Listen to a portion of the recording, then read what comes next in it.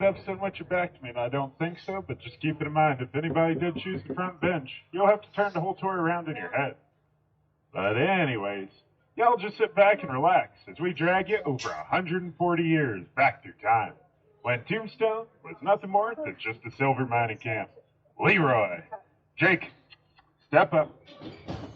Now we're going to start our tour off on the right-hand side of the coach, coming up with Bogan's Alley Bistro.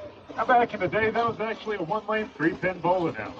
That's where the oldest of the Earp brothers, James Earp, he worked there as a bartender during the time of that famous gunfight. But now coming up on our left is the world-famous Crystal Palace. Now back in the day, that was known as the Golden Eagle Brewery.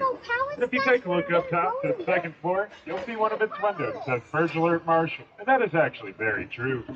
And it's Hollywood that wants you to believe that Wyatt was the marshal, when in fact Wyatt Earp, well, he was nothing more than deputy marshal for a short amount of time. And also coming up on our left in just a moment, you'll see the Oriental Saloon. And that is where the Earps did gain control of those faro tables. And that's also where Marshal Virgil was leaving out of on a December night of 1881 to make his nightly rounds. And he was heading toward the Golden Eagle Brewery. When a shot had rang out from the right-hand side of the coach up on that second floor. That shot had come out with a 10-gauge double-barrel shotgun, and it hit Virgil in his left arm, creating a nasty injury. So when Doc Goodfellow got to go and take a look at Virgil, they told him that he had bad news, that he was going to have to cut his arm off. And Virgil, well, he obviously didn't like that, because nobody was, and he ended up pleading with Doc Goodfellow not to cut the arm off, but to do whatever he could to save what was left of it instead. And reluctantly, Doc Goodfellow did end up agreeing to Virgil's plea. But 2 hours after he did, he had pulled 4 inches of bone, as well as all that buckshot out of Virgil, and then he stitched him up and sent him out on his way. But shortly after all that, that's when Virgil had moved out to Coles, California, where he became a lawman yet again. He also died out there at the age of 62 from pneumonia. But during Virgil's time as a lawman, he really did pick up that nickname, the one-armed law dog. But now coming up on our right, in just a moment, you'll end up seeing the Birdcage Theater. That's one of our most original buildings here, and today it is a museum. And all the artifacts that you can go inside and see are authentic to Tombstone. That includes the Black Mariah.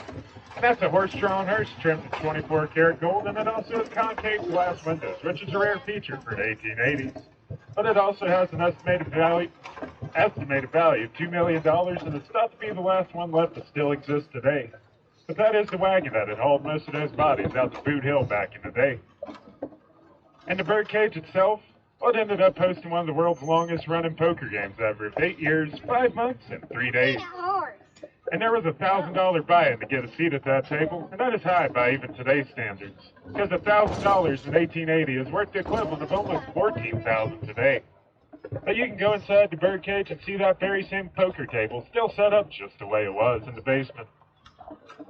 But also, before the Birdcage itself was ever even built, that's where our first marshal, Fred White, that's where he was shot by Curly Bill Brocious.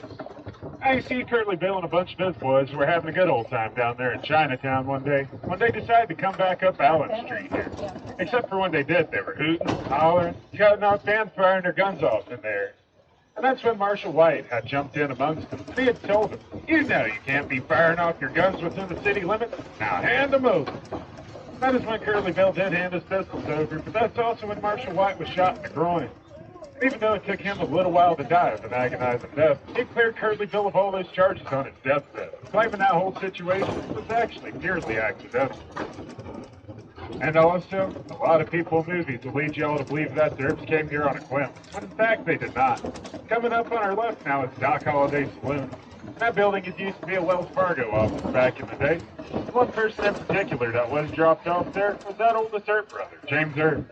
And due to the correspondence between James and the other brothers, they knew exactly what was going on here in Tombstone, which happened to be silver, and lots of it. And also, before Tombstone was even 3 years old, we'd suffered through 2 major fires. That's part of the reason why we're called the town Too Tough to Die. But that first fire started on our right, where you'll see the Oriental Mercantile Store. That fire was set by 2 bartenders that were rolling out and inspecting the sour barrel whiskey one day, and one of them had a lit cigar in his mouth. That ended up falling free from his lips, landing in that whiskey barrel, igniting it, and that fire was on. That particular fire ended up burning 66 buildings to the ground with it. But now about a half a block to the right, just past the Crystal Palace, well, that's where you'll find the Tombstone Epitaph. And it was 1879 when John P. Plummer, first elected mayor, got to town, and he had made a statement that no tombstone is complete without its very own epitaph. Well, for many years, it did put out a daily publication, but now it's out a monthly one. You can go in there and get yourself a copy of the newspaper that was printed out after that gunfight it happened, still to this very day. But on her right now is Ike Flamm's Haunted Hotel. And back in the days, that was known as the Occidental. And that's where it was said there played an all-night poker game with the Cowboys, leading up to that famous gunfight that happened on Fremont Street. But also on her right now is the Red Buffalo Trading Company. Now, back in the days of Red Buffalo, well, that was known as Campbell and Hatch Billiards. And that's where Wyatt was playing that game of pool with his younger brother Morgan one night, when an outlaw by the name of Frank Stillwell stepped up to that building's rear doors and he started firing shots. Well, you see, those shots that missed Wyatt's head only by inches, and the other killing Morgan. But it was only 2 days after that, when the Earps were bringing Morgan's body up to the railhead in Tucson to be shipped back home to California, when Wyatt had ran into none other than that very same outlaw, Frank Stillwell. Well, Wyatt had jerked his pistol and got to work, and he shot Frank several times, getting revenge for Morgan's murder. But also on her right now is Darlene Southwest Trading. Now, that was known as Colonel Hafford's back in the day. And that's where the Earps had met up with Doc Holliday before they went one block to their right to Fremont Street, and then they took a left down to a 15 by 30-foot alleyway where that gunfight had actually taken place. But I'll tell you more about that here in just a moment. First, I'm going to tell you about old-time photos, as well as the Silver Strike Winery that we have coming up on our right.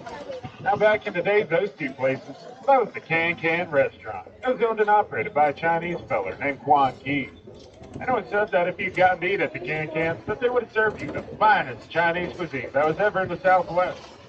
And Mr. Quan Ki, he was such a loved person here that when he died, as he was visiting folks out in Douglas, as the citizens here, they gathered up and they brought Quan Ki back to be buried here in Tombstone, Boot Hill. But now coming up on our right, that's the OK Corral. That's where a lot of people will try to tell you that gunfight had happened, when in fact it actually did not.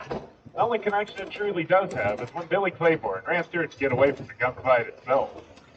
But if y'all will take a look to our right at the back of the city park, you'll spot a telegraph pole out there. And on the other side of the wall from it is where that 15 by 30-foot alleyway still stands. And the gunfight itself had only took up the first few feet. It was actually known as the Gun Battle of Fremont. But it was October 26, 1881 at 2:30 in the afternoon. Over 30 shots were fired in 30 seconds.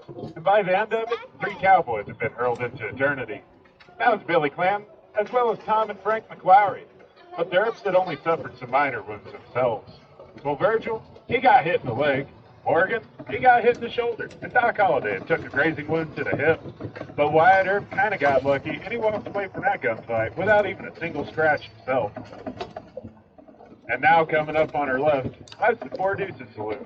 And that building used to sit across from that alleyway on Fremont Street, and that's where the Earps' only eyewitness testimony happened to come from. And it came from a little lady named Miss Addie Borland. And that was originally her home. But also coming up on her left now is a red home. And that used to be the home of China Mary. And that means we're officially at Tombstone's Chinatown. That extends 1 block to either side of the coach.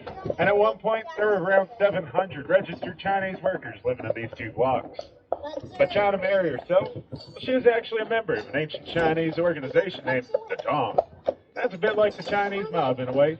And since she was part of it, she ran the opium trade as well as that Chinese labor force here. But also coming up on her right in that RV park, when they were excavating that out, well, that's where they found 2 of China Mary's buried opium dens.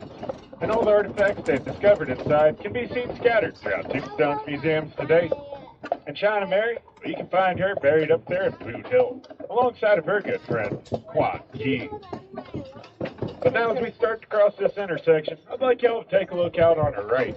And 16 miles out, those are Dragon Mountains that you'll be looking at. Those on top of those jagged formations out there were Apache war chiefs, Cochise, used to scout out across the desert. And what he was mainly looking for was dust trails made by the U.S. Army coming from Fort Huachuca. And if he'd seen them dust trails coming, I'd let him know the Army was on its way, and he could plan out his raids and attacks accordingly from those formations out there. But during Cochise's decade-long war with the United States Army, it was said that he didn't even lose a single warrior. And the Army had suffered right around 100 casualties. But it was shortly after all that wartime, though, when Cochise had packed up and moved to the Chiricahua Mountains. That's where his health had caught up with him and he died of stomach cancer. But Geronimo and that whole band of Chiricahua Apache, they brought Coach East back to his beloved Dragoon Mountain and buried him in his stronghold. But they also said they'd buried him along with the cash and silver, some U.S. Army robberies, and 2 of Coach East's finest war ponies. They said they'd buried him with all that to ensure that he would win his next battles that were coming up in his afterlife.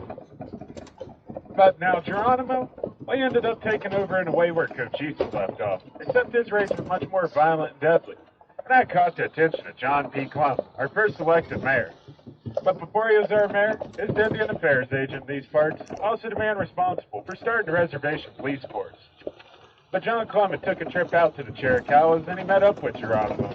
He convinced him to come back to the reservation to have one of them sit down. Except for when Geronimo got there, he found out it was a trap, because he was told he could never leave there ever again. And that didn't sit right by him. So he snuck off to New Mexico with some of his Apache, and he began raiding out there. Well, that word didn't take long, but it made it back to John Clum yet again. And he had rounded up some of those reservation officers and struck out after Geronimo. And it was said without even firing a single shot that they had him headed back to the reservation in shackles. Except this time, they told Geronimo that if he was to leave there again, when they caught him, well, they'd hang him for sure the next time. But also coming up on our left now in just a moment, you'll end up seeing a town home. And that used to be the home of Texas John Slaughter. He was one of Cochise County sheriffs back in the day, and elected multiple times for that role. But that man had only stood just over 5 foot tall, and he only wore around a size 6 cowboy boot as well. But don't let that fool you none, for he was one of the most feared lawmen back in the day. Step up. And it was actually even Pancho Villa that had nicknamed him the Wicked Little Gringo. And one of his deputies had wrote down once that he's a man of few words, and he uses them damn seldom. So if Texas John was to set off after an outlaw, and that outlaw was to give him any trouble, he was known just to shoot the feller dead. And then he'd bring back something of theirs like their hat, their boots, their gun belt, and or possibly their saddle, to prove to a judge that he in fact actually did get the man that he was after.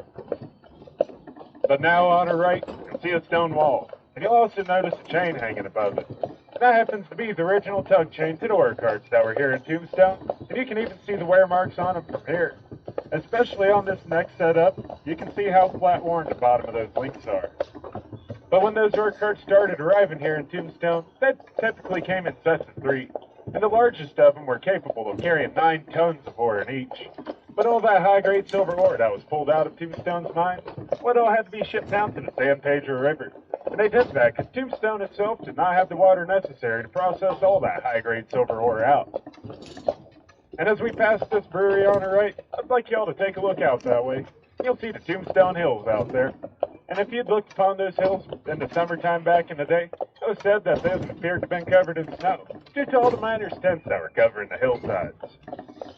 And the home that was behind that stone wall and tug chain, well, that happened to be the home of Dr. George Emery Goodfellow. He was Cochise County coroner, physician, gunshot specialist, as well as surgeon. And he achieved all that by the time of his 24th birthday. That's about how old he was when he worked on the people that were in the gun battle of Fremont. And also, he was actually the one that invented the bullet-resistant vest, by the way. But now coming up on the right, you'll see a white picket fence, a black plaque, and the stop of a telegraph pole that's beneath that. I'll point to it by hand for another moment. But if y'all did happen to spot it, well, keep that thing in mind while I tell you about an outlaw from here in Tombstone named John Heath. And now you see John Heath had took himself a trip up to Bisbee in 1883, and he found a store he was wanting to rob, because he was receiving payroll for some of the miners out there. Except for when he went to do it, somebody had recognized him, and he had to call himself off. Only to return here and enlist the help of 5 of his friends, because he knew he couldn't do it alone. Except for when John Heath had took his friends back up to Bisbee to attempt robbing that store, well, something else had went wrong on them boys yet again.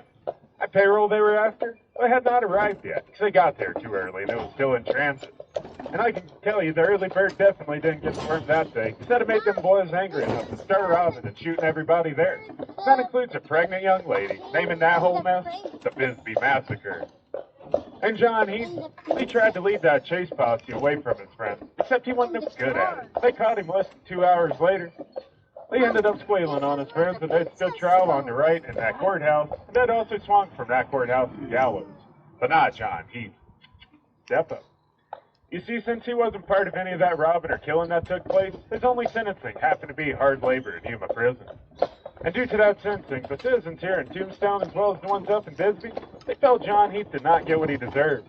So they formed a lynch mob, come down to that courthouse, busted John Heath out, drug him down to where that telegraph pole used to stand, and then they hung him by hand. That took John Heath nearly 20 minutes to die, and that gave C.S. Black more than enough time to get a picture of it.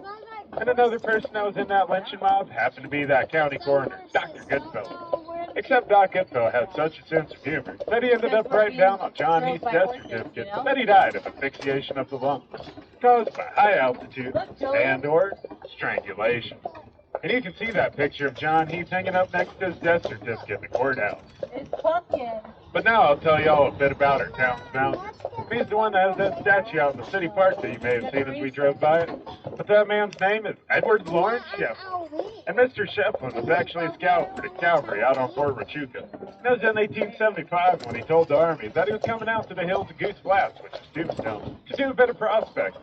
That's when they looked at him and said, "Ed, when did you lose your mind? You already know about them hostile Apache out there. The only stone you'll ever find, well, that'll end up being your very own tombstone." But you see, none of that ever did stop Mr. Shefflin, though. He did find his first major silver strike in 1876, except he left and returned a year later with two others. Step up. And those two other people, well, that happened to be Mr. Gerd, as well as Mr. John Escapole. And when those three got here, they'd opened up that first mine in 1877, and they'd named it Tombstone, just to heckle all those naysayers out on Fort Huachuca. But only 2 years after that, in 1879, that's when the city itself had incorporated the name of that first mine for its very own. And that is how we got our name, Tombstone. But on our right now, that's the world's largest rosebush museum. That whole thing was started by a newlywed young Scottish couple back in the day. And how that whole thing came to be is, the wife, she was falling homesick for her homeland. The husband knew just what to do. So he planned for her and gave her a little cutting of white lady Banks rose. And when he gave it to her, it had worked. That woman had cheered up so much and took such good care of it that it grew to be the world's largest. That tree covers 8,000 square foot at the canopy, and it blooms every April. And the tree got so big, in fact, it made it into the Guinness Book of World Records, as well as Ripley, believe it or not. But on our left now, see our Chamber of Commerce, as well as our Visitor Center. And that building there is actually Tombstone's first freestanding adobe structure. It was designed and built by Ty Allen. Step up. And the street we are turning back onto is also named after Mr. Allen. But neither Shefflin's Hall, which is named for our town's founder, or our Visitor Center, well, both those buildings had remained unburned by the major fires experienced here. But during that second fire, it burned almost 60 buildings to the ground with it as well. And one of the ones that did happen to burn down was the Cosmopolitan Hotel. And the Cosmopolitan used to stand in an empty vacant lot that will be coming up on the left-hand side of our coach here in about 30 feet. That's also the hotel where the Earps were placed under home arrest, along with Doc Holliday during the inquisition of that gunfight. And due to the eyewitness testimony that Miss Addie Borland had provided during that trial, that is what found Earps as well as Doc Holliday are responsible for the gun battle of Fremont. And if y'all think about it, that is actually a whole lot different than not guilty, folks. But now, coming up on the right in just a moment, you'll end up seeing Big Nose Cake's balloon as well as the JL Silver Company. And those several arches that you'll see out front, 5 of them are painted red, yellow, and green.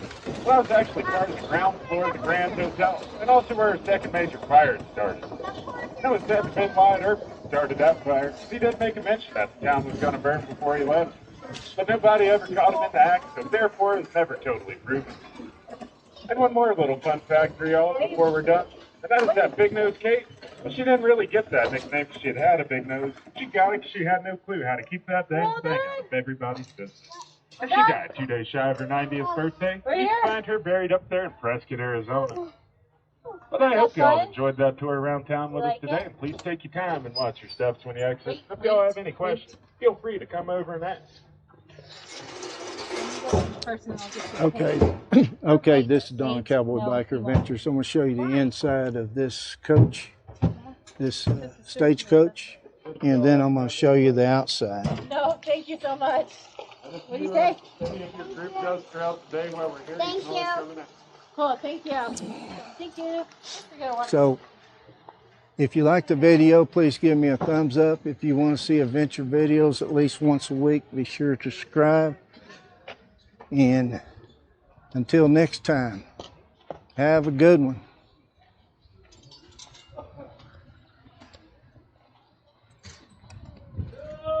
How y'all doing? I'm sorry, what was your name? Jason. Jason, thank you. No problem. Did everything turn out good? I think so. Yeah. Appreciate it.